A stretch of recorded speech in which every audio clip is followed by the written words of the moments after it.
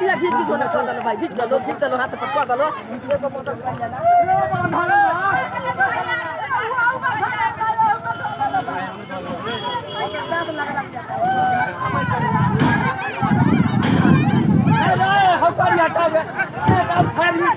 एक छोटा सा चिंगारी इ परिवार के बहुत बड़ा क्षति पहुंचा देला बा, बहुत बड़ा नुकसान भइल बा। छोटा से चिंगारी के वजह से आदमी बुतवन का ये घींच घाच के होने बहरी बिगल गो है, नहीं काला लगा हुआ है, बहुत तेज रहुआ क्योंकि जात रहो जा पंजरा जोर लगत हुए दे है भाग के आवत रहो, फिर जात रहो घिंचत रहो केहू जरलो बा। हाँ 2 आदमी जरल बड़ा।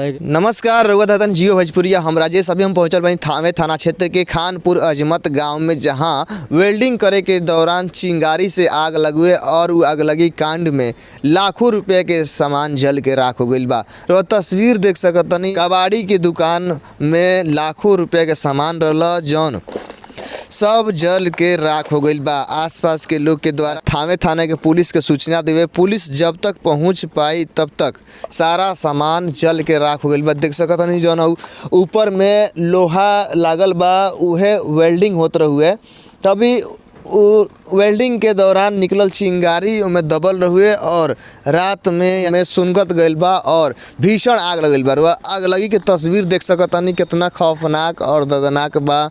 ये अग्निकांड में बहुत भारी नुकसान भइल बा। ई कबाड़ी वाला व्यापारी जे बा मीरगंज अपन कबाड़ी के दुकान कइले बा और 6 महीना पहले ए जगह सारा कबाड़ जैसे लिया के रखल लो और कटिंग के काम करे खातिर सारा कबाड़ स्टॉक कर गिरला, तभी ई आग लगल बा। जले लगुए तो हमनी के देख के दौड़ के आके के बुझावे के कोशिश करी सन, लेकिन बुझ ना पौए।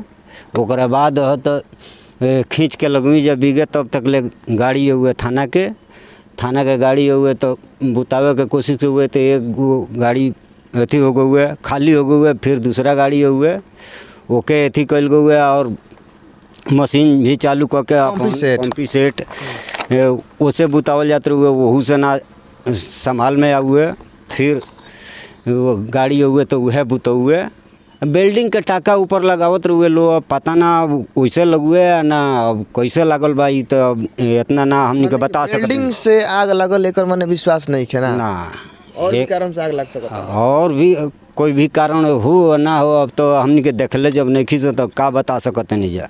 आसपास के लोग भी भयभीत हो गए हुए, गांव के लोग पूरा मदद कैले बा आग बुझाए में, गांव के लोग भी परेशान रहुए। वीडियो के ज़्यादा शेयर करी, वीडियो रहुआ यूट्यूब फेसबुक देख के मिली, अगर वह यूट्यूब चैनल के सब्सक्राइब नहीं के सब्सक्राइब करी, अगर फेसबुक पेज पर देखा नहीं तो फेसबुक पेज के लाइक करी।